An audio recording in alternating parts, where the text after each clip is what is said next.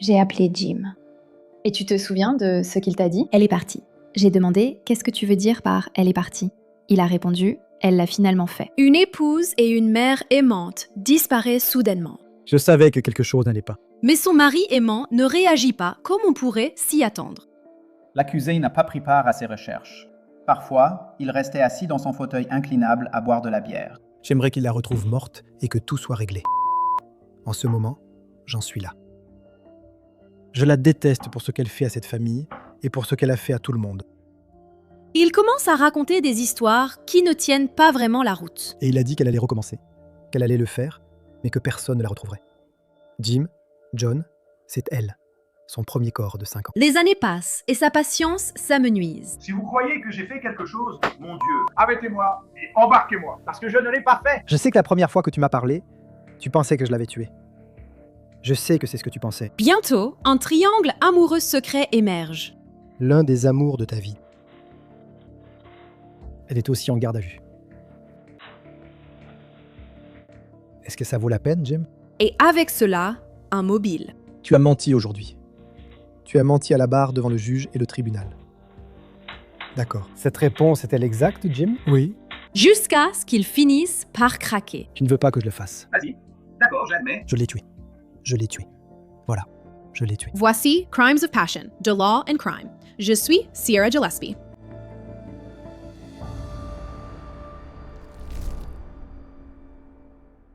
Pittsfield, Wisconsin est une petite ville. Il n'y a qu'environ 2000 habitants. Green Bay se trouve à seulement 20 minutes à l'est. Elle est mondialement connue comme Titletown, la toundra gelée, où les Packers ont remporté les 2 premiers trophées du Super Bowl de l'histoire, décernés aux Packers. Mais tout cela, Lambeau Field et tout ce qui s'y rattache, projette une ombre immense. Et dans cette ombre se trouve Pittsfield. C'est à seulement quelques kilomètres, et pourtant, on a l'impression d'être dans un autre monde. Pittsfield est le genre de ville où tout le monde se connaît. Avec si peu de monde, l'absence d'une seule personne en dit long. Alors, quand Victoria, Vicky Prokopovits, âgée de 59 ans, a disparu sans laisser de traces, cela a immédiatement suscité l'inquiétude de presque tout le monde.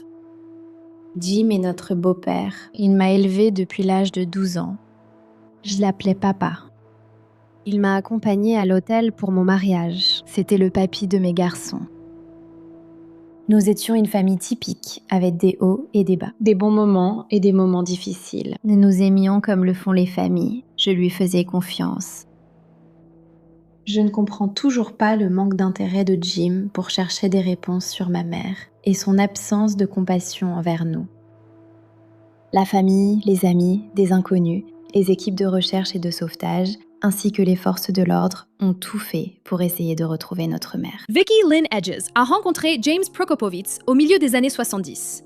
Tous deux avaient des enfants de précédents mariages, mais ils ont vite formé une famille recomposée. Ils se sont mariés le 21 octobre 1989 et ont commencé leur vie ensemble, créant un foyer à Pittsfield. Jim a travaillé des années dans une entreprise de gestion de décharges et comme chauffeur routier. Vicky, elle, restait surtout à la maison pour s'occuper des enfants et de l'entretien. Et comme toute famille, ils ont connu des hauts et des bas, notamment la lutte continue de Vicky contre la dépression et l'anxiété. À plusieurs reprises, elle a tenté de mettre fin à ses jours. La fille de Vicky, Stacy Deer, raconte qu'en 2003, elle a parlé avec sa mère d'une période où Vicky avait tenté de faire une overdose de médicaments. J'avais appelé maman et je me souviens très bien, j'étais dans un magasin de Target et j'ai dit « Maman, est-ce que c'est si grave que tu as l'impression que c'est ta seule issue ?» Et elle a dit « C'est un sentiment que personne ne peut comprendre à moins de l'avoir vécu. C'est quelque chose qu'on ne peut pas décrire. » Elle a dit « Tu as l'impression que c'est ta seule option. » Et puis elle m'a dit « Je dis ça, mais je ne le pense pas vraiment. » Le fils de Vicky, Wesley Edges, a dit qu'il y avait eu une autre tentative en 2008. Tu l'as juste trouvée par terre. Oui. Comment as-tu su qu'elle avait pris trop de comprimés? Rien qu'à sa façon de respirer et de se comporter. D'accord. As-tu appelé le 911 cette fois? Oui. Et tu vivais dans la maison à ce moment-là? Oui. Vicky avait aussi d'autres soucis de santé. Elle a combattu, pendant un temps, un cancer du côlon et a même dû vivre avec une poche de colostomie et marcher avec une canne. Ce n'était pas l'idéal, mais son mari Jim semblait la soutenir à chaque étape. Est-ce qu'elle a un travail? Non, elle ne travaille pas. Elle est en invalidité. Pour quelle raison? Une dépression et d'autres trucs comme ça, là. Les psychiatres ici, c'est là où nous étions hier. Quand? Au rendez-vous était à 3 heures. Et nous sommes restés là jusqu'à 4h moins le quart, 4h moins 20, quelque chose comme ça. C'était un rendez-vous de 15 minutes. Elle devait venir à 3 heures, puis je devais faire remplir une ordonnance. Et je dois l'obtenir.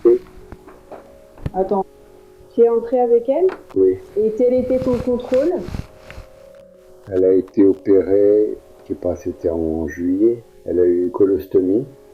Elle a porté la poche environ 3 mois et demi ou 4 mois. Et ensuite, ils ont rétabli la continuité. Et après ça, elle était un peu, vous savez, elle se sentait déprimée parce qu'elle pensait qu'elle devrait se sentir beaucoup mieux qu'elle ne le faisait. En avril 2013, Vicky semble aller de mieux en mieux. Elle s'est fait retirer la poche et elle se déplace beaucoup mieux. Elle prend ses médicaments quotidiens contre la dépression et l'anxiété. La famille de Vicky dit qu'elle sait qu'elle doit prendre ses médicaments. Elle ne sauterait jamais un jour, ni ne les oublierait. Et c'est pourquoi il est si étrange que les médicaments de Vicky soient restés sur place après sa disparition. De plus, son téléphone, son portefeuille et son sac à main sont également restés sur place. Vicky Prokopovits a simplement disparu de chez elle. Et au moment où ta maman a disparu, Vous a-t-on dit qu'elle avait oublié quelque chose? Son sac à main, son argent, son téléphone portable, ses cigarettes. C'est une fumeuse qui consomme 3 paquets par jour. Elle n'irait nulle part sans ses cigarettes. Donc c'était préoccupant. D'accord. Si elle était sortie de la maison, elle aurait pris son sac à main. En fouillant la maison, nous avons aussi trouvé son dentier. Je ne comprends pas pourquoi elle serait sortie sans son dentier. Et bientôt, son mari, Jim, est emmené pour être interrogé. Vous avez dit qu'elle était déjà partie auparavant, qu'elle avait déjà disparu auparavant. Pas disparu, mais je veux dire, elle allait se promener, c'est quelqu'un qui aime marcher. Elle aime se promener. Et elle marchait. Laquelle? Mais elle revenait toujours. Il n'y aurait jamais un moment où tu aurais à la chercher. Quelque part, non. Quelle a été la plus longue période pendant laquelle elle était partie, au point que tu t'es inquiété de l'endroit où elle pouvait être? Une demi-heure. Donc c'est la plus longue période de temps. Vous volez? Ouais. C'est la loi. Plus tard, des témoins, comme la propre fille de Vicky, disent que l'idée qu'elle sorte se promener ne lui ressemble pas du tout. Donc il ne faut pas que ce soit mal interprété à ce moment-là. Selon ce que vous savez de votre mère, elle ne serait pas sortie marcher à l'extérieur de cette propriété. Non. Mais pour commencer, les détectives doivent parler à Jim. Il explique ce qui s'est passé avant la disparition de Vicky. Sa journée commence le 26 avril 2013, entre 3h30 et 4h du matin. Pourquoi te lèves-tu à cette heure-là? Je pars au travail vers 5h, un peu après 5, pour le juge de l'enfant. Je travaille de 2h30 à 7h, mais je dois être là. Vers 6h, enfin 6h moins le quart. D'accord. Donc tu es levé à 4h, 3h30? Voici 3 théories à ce sujet. D'accord. Et votre femme n'était pas là à ce moment-là? Pas à ce moment-là. D'accord. D'abord, tu sais, je me suis levé, j'ai mis du café à couler, et parfois elle est en bas, à la cave ou ailleurs. Je l'ai appelée plusieurs fois, pensant qu'elle s'était peut-être endormie en bas, ce qui lui arrive parfois en regardant la télé ou autre. Bien sûr. Et je suis monté et elle n'était pas là. Je suis monté à l'étage et j'ai cherché partout dans la maison. J'ai pas pu la trouver. Jim reconstitue littéralement avec les détectives ce qu'il dit avoir fait pour chercher Vicky. Ouais, appelle-moi. Et ensuite, qu'est-ce que tu as fait? Chérie, eh bien, alors j'y suis allé, en criant à l'étage. Je suis monté et j'ai crié en haut des escaliers. Je suis juste venu ici. Do exactly what you did. Ouais, je suis venu, j'ai dit chérie. D'accord, elle n'a pas répondu. Ensuite, je suis venu ici, descendu au sous-sol. Vas-y. Elle était ici en bas. Sur cette chaîne, nous parlons de crime, d'enquête et de justice. Pourtant, une menace reste rarement à la une des journaux. Les informations personnelles qui sont collectées et vendues à votre sujet en ligne. Si je vous disais que votre adresse, votre email, votre numéro de téléphone et même des informations sur votre famille sont achetées et vendues en ligne sans que vous le sachiez. Chaque jour, des courtiers en données et des sites web publics collectent, publient et vendent des informations personnelles. Cela peut entraîner du spam, des arnaques, le vol d'identité et peuvent compromettre votre vie privée. C'est pourquoi j'aime Incogni. Saisissez votre email et Incogni détecte automatiquement où vos données sont exposées, puis envoie des demandes de suppression pour vous. Le tableau de bord de l'application vous fournit des rapports détaillés indiquant exactement où vos données ont été supprimées et, avec l'abonnement illimité, vous pouvez aller encore plus loin. Collez simplement le lien d'un site exposant vos informations personnelles et les experts d'Incogni en protection de la vie privée s'occuperont du reste. La mise en route ne prend que quelques minutes et après une autorisation ponctuelle, Incogni fait le plus gros du travail pour vous. Reprenez dès aujourd'hui le contrôle de votre vie privée. Utilisez mon code spécial pour bénéficier 60% de réduction sur tout abonnement annuel Incogni avec en plus une garantie de remboursement de 30 jours. Scannez le code QR ou cliquez sur le lien ci-dessous pour commencer à supprimer vos informations personnelles d'Internet. Ils ne peuvent pas vous nuire s'ils ne vous trompent. Allume la lumière en bas des marches. Chérie! D'accord. Je suis venu ici à pied. Je crois que oui. Je ne me souviens pas. Mais j'ai eu peur au début. Regarde. Je suis venu ici à pied. J'ai ouvert cette porte. Était-elle ouverte? J'ai regardé là-dedans. Elle était là. D'accord. J'ai fait quelque chose. Rien ici. D'accord. Et ensuite, je suis allé. Je suis juste allé, j'ai regardé là-dedans. Et puis j'ai regardé. Là-dedans. D'accord. Je me souviens pas si c'était dans cet ordre. Et puis, Jim, tu te souviens si elle ne répondait pas à tes appels? Tu te souviens pourquoi tu avais senti l'importance de regarder partout? Parce qu'elle a déjà essayé de se suicider ici, dans la cave, une fois. C'est pour ça. C'est tout, c'est simple. Ouais. Tu cherchais, je l'ai trouvée dans cette pièce. D'accord. Donc, tu cherchais, tu voulais voir si elle était en détresse. Ouais, c'est ça. D'accord. D'accord. Ben, c'est pour ça qu'on pose la question. C'est ça que je cherchais. Je me suis dit que si elle tentait quelque chose, je pouvais peut-être la retrouver à temps. Parfait. D'accord, et ensuite, c'est qu'est-ce comme qui s'est la fois passé? où elle a tenté de se suicider chez elle, à Tahoe. Tahoe. Si West n'était pas rentré à ce moment-là, elle serait morte. Bien sûr. Alors, qu'est-ce qui lui est arrivé ensuite? Ensuite, je suis sorti, je suis allé près du garage. Eh bien, je peux simplement te dire, je suis allé près du garage, toutes les portes sont verrouillées de l'extérieur. Je pense que parfois, c'est plus facile quand tu marches comme ça.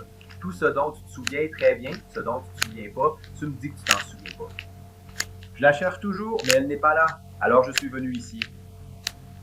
J'ai marché jusqu'à la porte. Et je savais qu'il n'y avait aucune chance qu'elle soit là-dedans.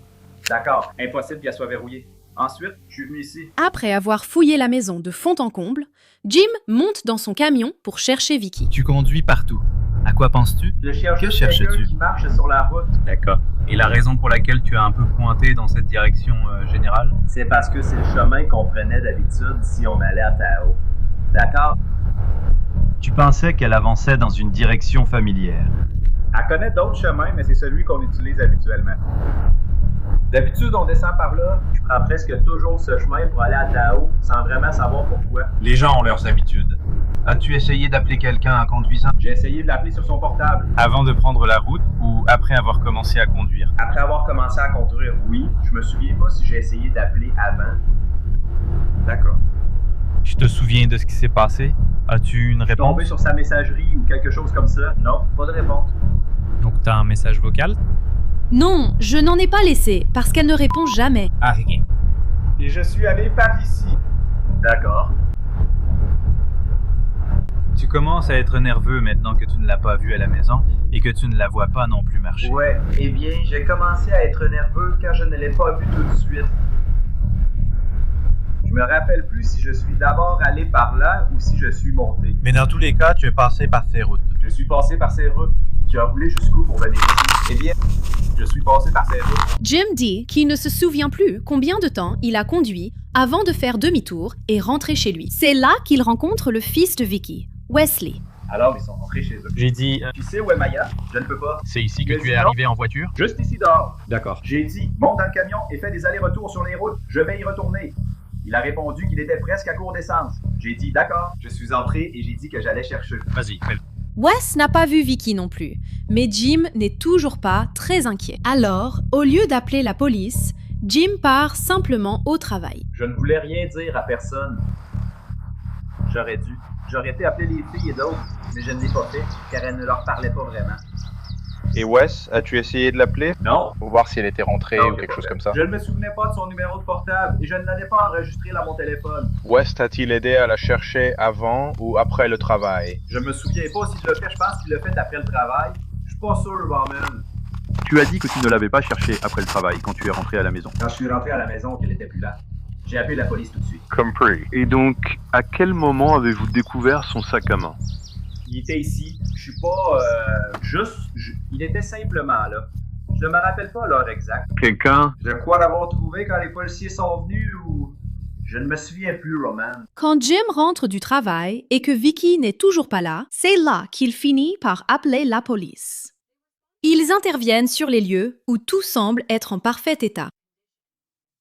J'ai vu que le lit était fait et conformément au style de la maison, le lit était fait avec beaucoup de soin et de façon très décorative. Beaucoup de coussins à volant et de poupées, comme des poupées au visage en porcelaine, disposées spécifiquement dans une sorte de mise en scène sur le lit. Le lit était fait. Je me souviens d'avoir tout regardé et d'avoir trouvé ça étrange parce que M. Prokopovitz se levait à 4 heures du matin. Et il a dit que Mme Prokopovitz n'était pas au lit. Donc, dans ma tête, Mme Prokopovitz devait revenir de sa promenade, faire le lit et remettre toutes les poupées et les oreillers en place. Ou alors, personne n'avait dormi dans le lit cette nuit-là. Donc, en vous basant sur toutes les informations que vous aviez à cette date-là, pendant que vous meniez l'enquête, les informations que vous receviez semblaient être quelque peu incohérentes avec certaines des preuves que vous constatiez à ce moment-là. Oui. Alors que les enquêteurs recueillent des informations sur les lieux, le bureau du shérif du comté de Brown lance une vaste opération de recherche de Vicky, à la fois par voie aérienne et terrestre. Et pendant ces recherches, Jim fait des déclarations inhabituelles. Voici de nouveau Stacy, la fille de Vicky. Il disait qu'on perdait notre temps, qu'elle n'était pas là. D'après la fille de Jim elle-même, au lieu d'aider dans ses recherches, Jim s'est détendu et a bu une bière bien fraîche. Il est arrivé une fois que tout était terminé. Il n'a donc pas participé à cette recherche? Non. Savez-vous combien de temps il est resté à son arrivée? Moi non plus. Quelques minutes. Avez-vous pu observer son apparence et son comportement? Oui. Et semblait-il en état d'ivresse? Je ne sais pas s'il était complètement ivre, mais il buvait, c'est certain. Et vous avez dit que vous l'avez vu. Il buvait ce jour-là. Savez-vous combien de verres il a pris ce jour-là?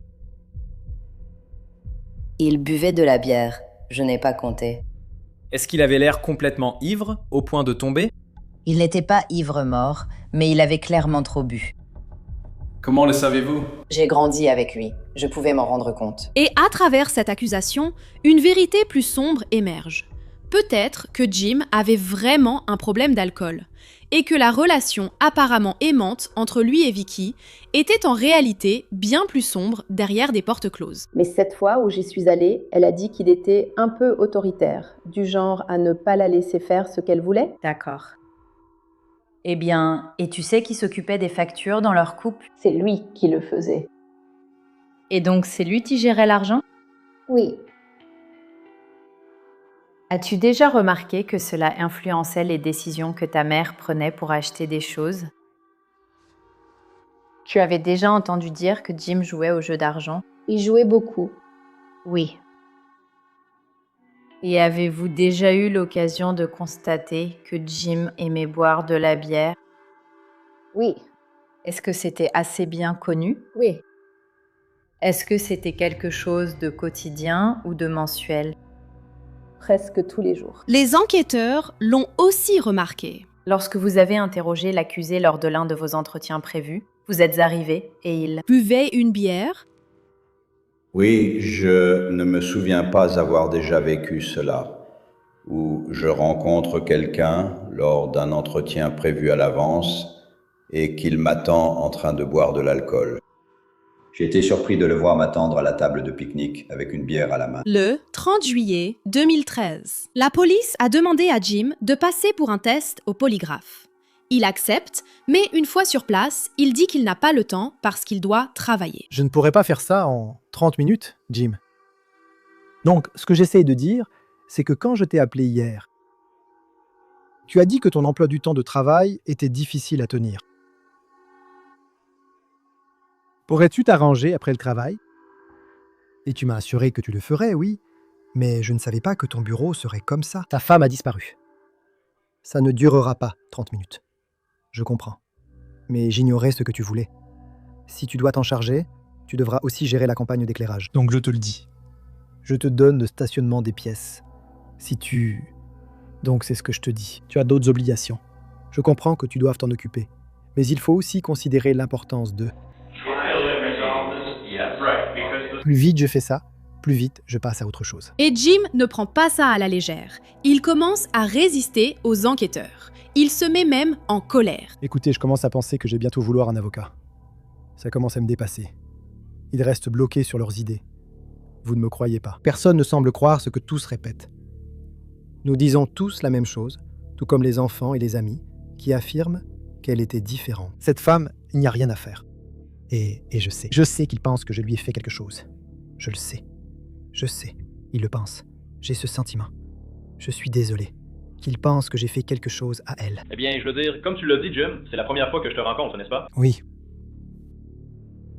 Tu l'as dit toi-même. Tu sais, le mari dans la famille est généralement la première personne que nous devons examiner. Je ne l'ai pas dit. J'ai coopéré avec eux.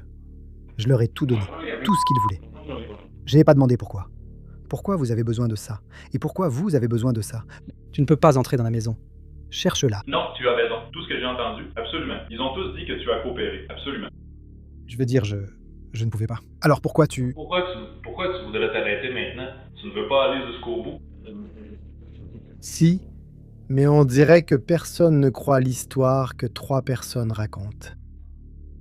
Je veux dire, d'après ce que j'ai compris, je suis arrivé un peu tard, mais tout le monde disait qu'elle était différente. Oui.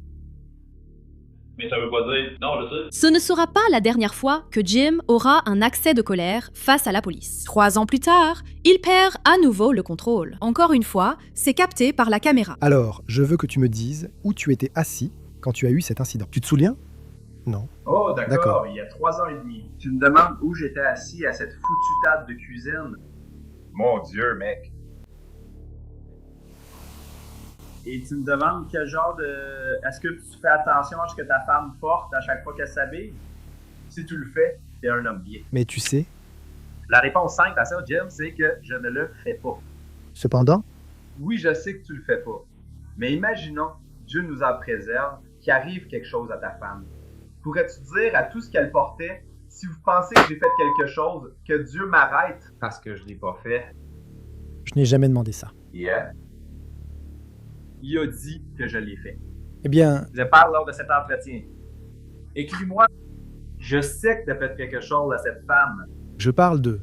Eh bien, garçon, alors, mec. Moi, n'a pas dit un mot. Eh bien, parfois tu te mets en colère comme ça. Je me sens pas malade.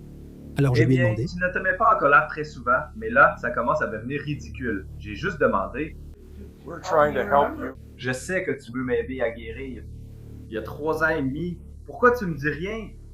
Je ne me souviens pas. Passons là. Là où j'étais assis. Oui, tu te souviens? C'est pas ici. Oui. Mais quand même. Ouais, c'est tout ce dont j'ai besoin. C'est tout ce dont j'ai besoin. Ça va? Ça va. Ouais, mais Jim, ça va. Si tu te souviens pas, tu me dis que tu te souviens pas. Je comprends. Ça fait 3 ans. Et j'ai encore jamais dit quoi que ce soit qui laisse entendre, même de loin, que je pense que tu le fais. C'est alors que les enquêteurs découvrent que Jim a déjà tourné la page après Vicky. Il sort avec une autre femme, Kathy Friday. Et ensuite, refais-moi le passage du casino. Je suis entré dans le casino, je me promenais en cherchant une machine sur laquelle jouer. Et j'ai cru à reconnaître. Je me suis approché. Vous me dites quelque chose? Au début, elle m'a pas reconnu, puis elle s'est souvenue de moi. Mais cela faisait longtemps. Cela faisait longtemps, comme 20 ans. Ou quoi? Presque 30 ans? 30 ans, ouais. Bien sûr. Je me reconnaîtrai pas non plus. Elle me disait simplement quelque chose. Ouais. Tu sais, même si tu vois pas quelqu'un pendant 20 ans, tu te dirais, mon Dieu, ce gars-là me dit quelque chose. Il y a quelque chose qui Cette fait femme tilt. a l'air... Tu sais, juste un petit quelque chose, là, c'est tout ce que je peux dire. Ouais. Il s'est avéré qu'elle vivait. Elle a divorcé peu de temps après. J'ai arrêté de conduire après avoir perdu contact et être resté longtemps sans lui parler. Je l'ai finalement appelé 6 ou 7 ans après avoir arrêté de conduire, juste pour prendre des nouvelles d'elle et de son mari, savoir s'il conduisait toujours. Oups, elle était divorcée. Elle a jeté Ruma dehors. Elle vit avec un autre homme. Et le vieux est mort. Ça a été en novembre de 12. Elle a demandé comment ça allait. J'ai dit, eh bien, ça pourrait aller mieux. Ma mère l'a essuyé et a dit, je ne la trouve pas, je ne sais pas ce qui s'est passé. Elle a dit, et j'ai répondu, je te verrai partir sur Google. Elle a dit, eh bien, Marv est mort. Je savais pour Marv parce que Zach l'a appelé plusieurs fois après ça. Juste pour, il a dit, un jour, si vous voulez me voir, je viendrai et on se retrouvera à mi-chemin. Dis-moi combien de temps tu l'as vu au casino. Nous nous sommes assis et avons parlé. Puis nous sommes allés au relais routier et avons mangé quelque chose. Juste vous deux. Oui, juste nous deux, c'est vrai. Donc tu ne pensais pas pensais que pas quelqu'un... qu'elle avait. Tu ne. Elle N'importe avait qui le quelqu'un, ferait. quoi. Elle n'a rien. Non, elle a pas dit ça. Vous êtes donc allé au relais routier de Wittenberg, c'est bien ça? Celle qui Ah oui, là-bas, c'est juste à côté, non? je sais Plus pas. loin dans la rue, non? Non, c'est en dehors de la ville, sur la 45, en direction du sud. D'accord, donc vous avez parlé un moment à la... Puis vous êtes Ensuite, allé à l'aire vous êtes allé à l'aire de de repos pour camion et vous avez parlé un moment. Vous avez mangé quelque chose. Oui. Et ensuite, qu'est-ce qui s'est passé? Ouais, je suis rentré à la maison. Et t'es parti, t'es rentré à la Ouais, maison et toi? Vous n'êtes pas allé chez l'un ou l'autre? Non, non. D'accord, et à partir de ce moment-là, Vous avez commencé à parler voir. et lire. Une chose en a entraîné une autre, et c'est là où nous en sommes maintenant. C'est la première fois que Jim parle de Kathy aux enquêteurs. Nous sommes maintenant le 2 août 2016, 3 ans après la disparition de Vicky. Le nom de Kathy vient tout juste d'être mentionné, mais Jim a ravivé cette ancienne flamme il y a des années.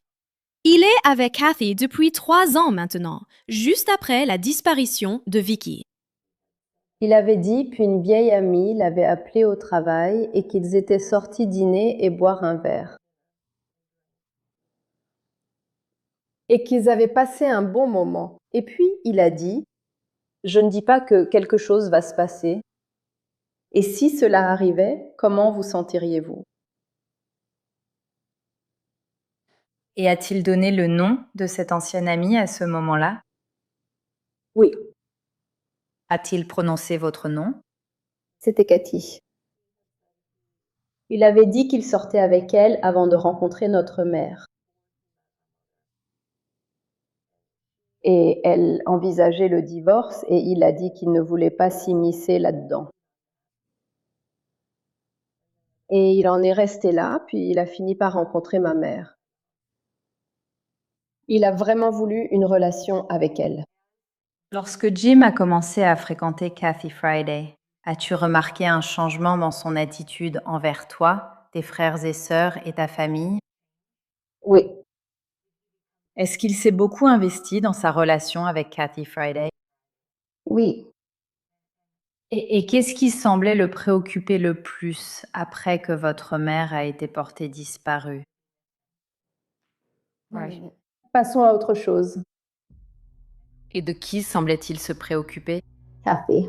Les propres enfants de Kathy Friday sentent que quelque chose ne va pas. Sa relation avec Jim semble faire preuve d'une telle insensibilité après la disparition de Vicky. À un moment donné, est-ce que toi et ta sœur, Jennifer, confrontez votre mère au sujet de sa relation avec Jim? Oui, nous l'avons fait. Et pourquoi avez-vous fait ça?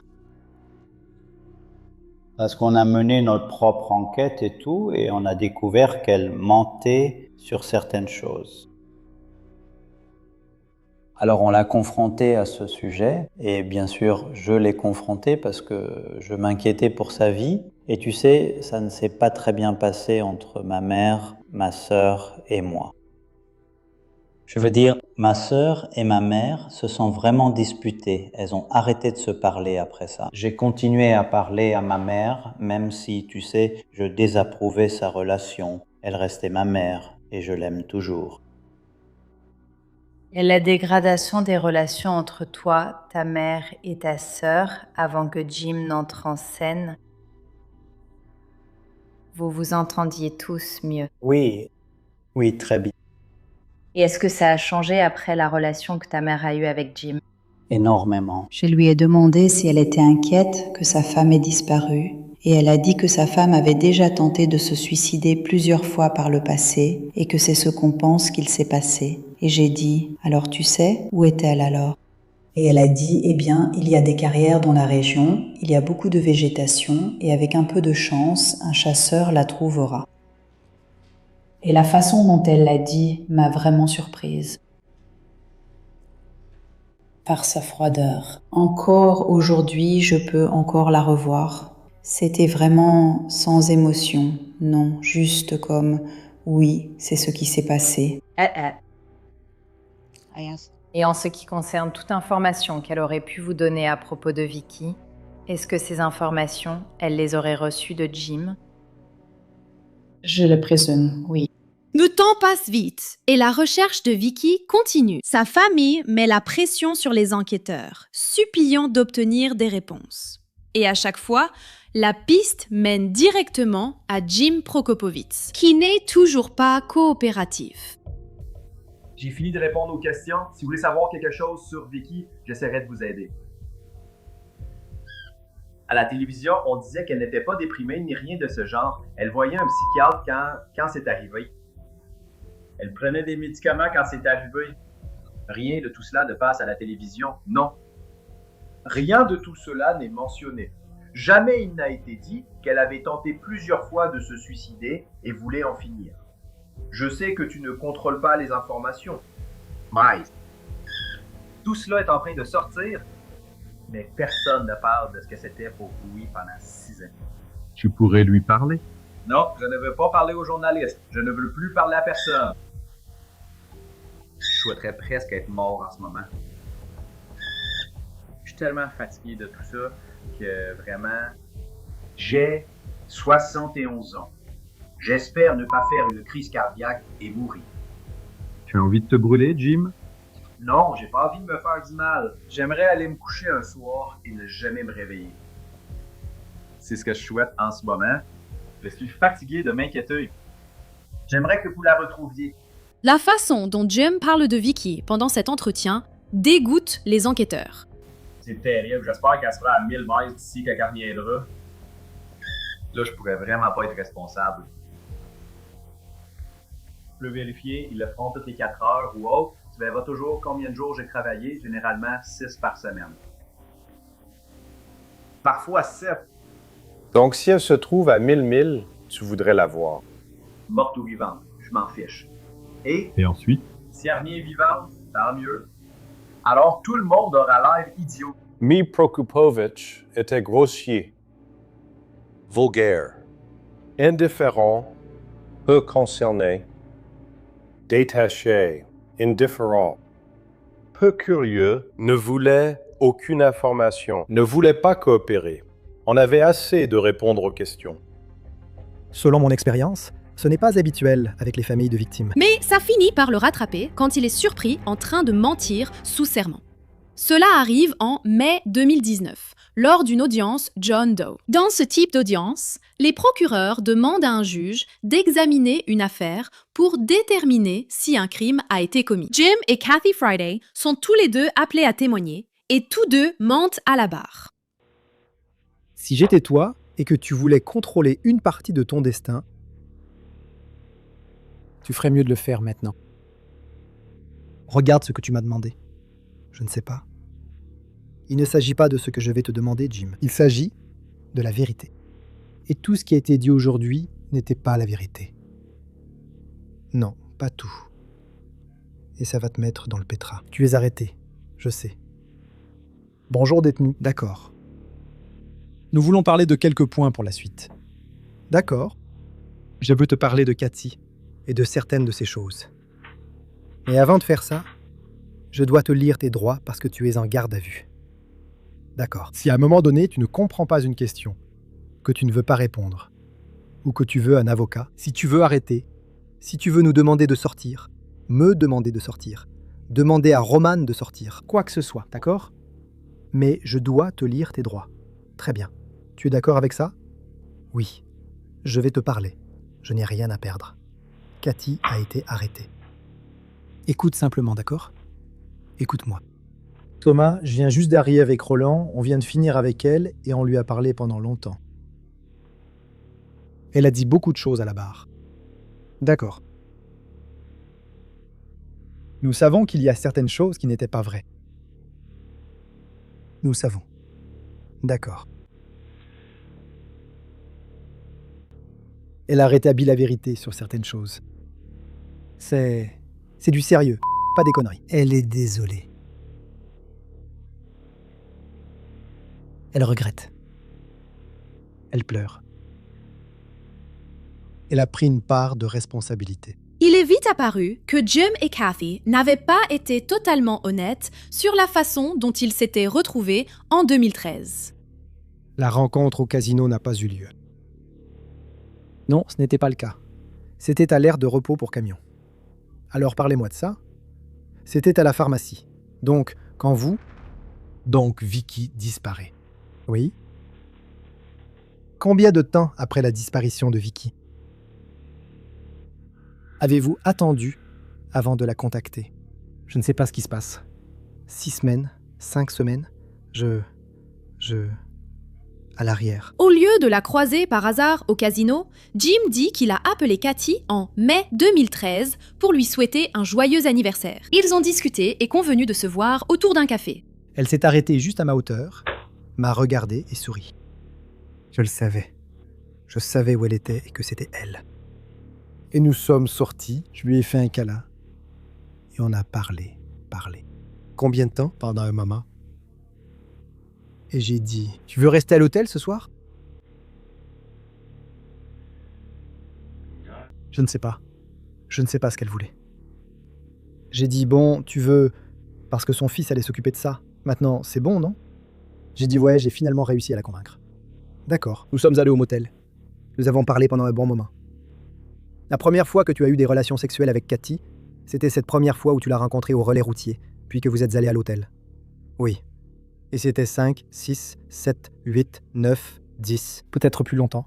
Je ne me souviens pas. D'accord. 5, 6 semaines. Quelque chose comme ça. Jim affirme que c'était après la disparition de Vicky. Mais si c'est vrai, demandent les détectives, pourquoi inventer cette histoire de fausse rencontre dès le départ? À quel moment, Jim, découvres-tu l'histoire du casino? Ou comment cette histoire est-elle apparue? Sois honnête avec moi. On s'est juste dit que ce serait mieux que de dire qu'on s'est rencontrés et qu'on a couché ensemble dès la première nuit. Et qui a eu cette idée? Je ne me souviens plus si c'est moi ou Gat. C'est Cathy qui a eu cette idée. Et dis-moi simplement, pourquoi ça vous semblait mieux? Je ne sais pas. Je veux dire qui? Je veux dire, si tu as 2 adultes consentants, tu vas au motel. Pourquoi inventer une histoire? Je l'ignore. D'accord. Je ne sais pas. Je ne sais pas pourquoi. Et tu ne te souviens pas à qui appartenait cette histoire? Non, je ne m'en souviens pas. Si j'ai mentionné quelque chose comme ça, ou si elle a mentionné quelque chose comme ça. Mais il y avait un accord entre vous deux. Oui, que ça serait l'histoire. C'est l'histoire. Ouais, peu importe. C'était l'accord entre nous. Cette interview du 9 mai 2019 marque un tournant pour Jim Prokopovits. C'est peut-être le moment précis où il finit par craquer. Jay, si je dis qu'elle est morte, ils diront que c'est moi. Il sait qu'elle est morte. Tu as menti à la barre aujourd'hui. J'ai menti, j'ai fait ça. Je l'admets. Et je ne sais pas où elle est, que Dieu m'en soit témoin. Elle ne disparaît pas comme ça. Je sais tu as été le dernier. Content de te voir. Je sais que tu as été le dernier avec elle. Non, tu as été le dernier à l'entendre. Je ne sais pas. Si je savais, je te le dirais tout de suite. D'accord, je te le dirai tout de suite parce que je sais ce que Cathy et toi, tu ne veux pas te faire prendre. Tu n'as pas menti aux flics aujourd'hui à la barre, et tu mens. Et tu aimes ça. Très bien. Tu ne veux pas te faire prendre. D'accord, j'avoue, je l'ai tué. Je l'ai tué, voilà, je l'ai tué. Cathy n'a rien à voir là-dedans. Je ne sais pas. Je ne sais pas où elle est. Je ne sais pas comment je l'ai tué. Dis-moi comment tu l'as fait. Je ne l'ai pas tué, donc je ne peux pas te dire. Je ne peux pas te le dire. Eh bien, tu l'as tuée? Non, je ne l'ai pas tuée. Je ne sais pas où elle est. Était-elle vivante quand elle est montée dans ton camion? Elle n'est jamais montée dans le camion avec moi. Tu l'as aidée pour quelque chose? Non, je ne l'ai aidée en rien. T'a-t-elle demandé de faire quelque chose? Non, elle ne m'a rien demandé de lui faire, ni de faire quoi que ce soit pour elle. Je ne sais pas où elle est. C'était un accident? Non, je le jure devant Dieu. Je n'ai pas fait de mal à cette femme ce jour-là. Je ne lui ai rien fait. Tu ne sais pas où est cette femme. Cette femme? D'accord. Je suis désolé. J'avais besoin d'un conseiller. Je n'ai pas fait de mal à ma femme ce jour-là. Je ne lui ai rien fait. Rien de tout ça, non. Tu as tout gâché. Tu es en état d'arrestation pour le meurtre de ta femme. Je sais que je le suis. Alors réparons ça. Je ne peux pas le faire, car ce n'est pas ce que je fais. Tu sais quoi? On ne peut pas changer le passé. Tu as dit quoi déjà? Je crois que tu as dit « On ne peut pas changer le passé. Tu peux juste préparer ton avenir. » Ce n'était pas moi. Je l'ignorais. Je pense t'avoir prouvé le contraire aujourd'hui, à la barre. J'ai un enregistrement de toi disant cela. Oui, tu l'as fait. J'ai l'enregistrement où tu dis exactement ce que je viens de mentionner. Alors voici ce que je vais te dire, Jim. Voici ce que je vais te dire. On a dépassé ça. Je sais qu'on a dépassé ça. Et Owen, je te le dis tout de suite, je sais que je t'ai menti avant. J'ai menti à Jay avant. Et je le jure devant Dieu maintenant. Mais, ouais, je sais qu'il doit dire que tu jures devant Dieu avant de mentir. Tu m'as. Mais je ne sais pas où elle est. Si je le savais, je te le dirais tout de suite. Je ne sais pas. Je sais que tu ne me crois pas. Eh bien, le mieux que je puisse faire, c'est de te dire que je ne sais pas. Parce que je ne sais pas. Et la vulgarité de Jim ne fait qu'empirer. Jim, que se passerait-il si tu mettais un corps dans ces bassins à boue où tu travaillais? Je ne sais pas. Il ne le retrouverait sans doute jamais. Je ne travaillais pas au bassin à boue. Si tu mettais un corps là-dedans, il resterait des cendres. Il ne disparaîtrait pas. Tu crois, écoute,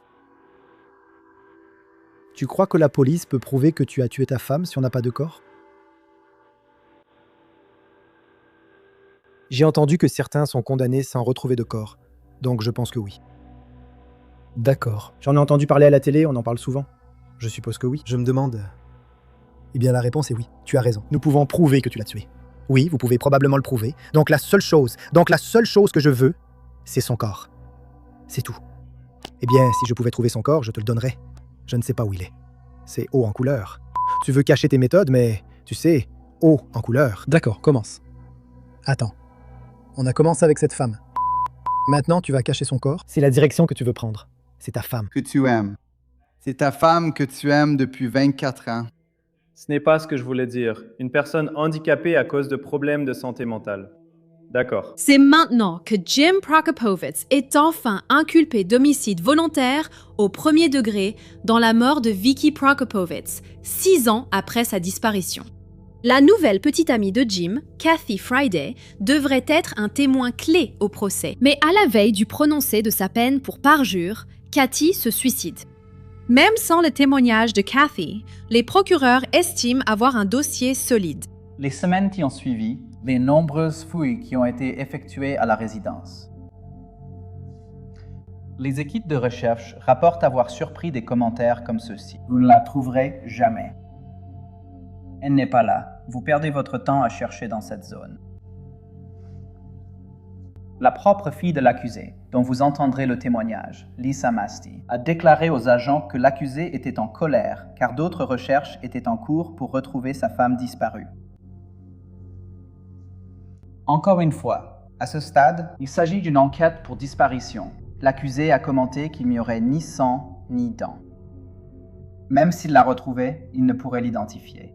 Mais c'est une bataille difficile. Les enquêteurs n'ont jamais retrouvé le corps de Vicky. C'est quelque chose que la défense ne manque pas de souligner. Nous sommes ici aujourd'hui, sans corps et sans preuve de la façon dont elle a disparu. La défense soutient que Vicky voulait disparaître et qu'elle a simplement mis fin à ses jours. La seule personne qui sait ce qui est arrivé à Victoria, c'est Victoria elle-même. Le problème avec la santé mentale, c'est qu'on ne sait jamais quand ça va survenir.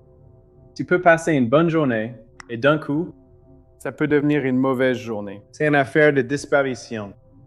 C'est toujours une affaire de disparition. Le témoignage se poursuit pendant 14 jours, avec plus de 44 témoins appelés, tous reconstituant l'histoire de la disparition de Vicky, jusqu'à ce que, finalement, chaque partie fasse une dernière déclaration. Vivre avec une personne atteinte de maladie mentale, jour après jour, c'est difficile. Ça ne veut pas dire qu'ils ne l'aimaient pas. Ils l'aimaient sûrement plus que tout. Ils veulent utiliser l'idée qu'il s'est mis avec Kathy Friday. et que c'était son mobile. Ils se sont consolés ensemble. Ils craignaient que leur famille les juge, alors ils ont inventé une histoire de rencontre au casino. Ils voulaient garder leur relation privée pour protéger leur famille. L'accusée a dit dès le début qu'elle était partie. Elle est morte. Vous perdez votre temps. Et finalement, à quelques citoyens ordinaires qui ne connaissaient pas Vitti, et ils ne connaissaient pas Jim avant de se retrouver avec lui à la prison du comté de Brown, qu'il leur a indiqué qu'il était absolument certain à 100% que Vicky est morte. Et de plus, qu'ils ne retrouveront jamais son corps. Il faut environ 24 heures de délibération aux jurés pour parvenir à leur décision. Concernant l'accusation d'homicide intentionnel au premier degré, telle qu'énoncée dans le chef 1 de l'acte d'accusation modifié pour la deuxième fois, nous, le jury, déclarons l'accusé James N. Prokopovits. Le verdict a été noté coupable. Jim Prokopovich est condamné à la prison à vie sans possibilité de libération conditionnelle, la peine la plus lourde possible dans l'État du Wisconsin. Il purge actuellement sa peine au centre correctionnel de Dodge à Waupun dans le Wisconsin. Le vieil adage « pas de corps, pas de crime » cesse d'être vrai. À ce jour, le corps de Victoria Prokopovits n'a pas été retrouvé. Seul son meurtrier connaît la vérité. Et jusqu'à présent, c'est un secret qu'il n'a toujours pas révélé. C'était Crimes of Passion de Law and Crime. Je suis Sierra Gillespie.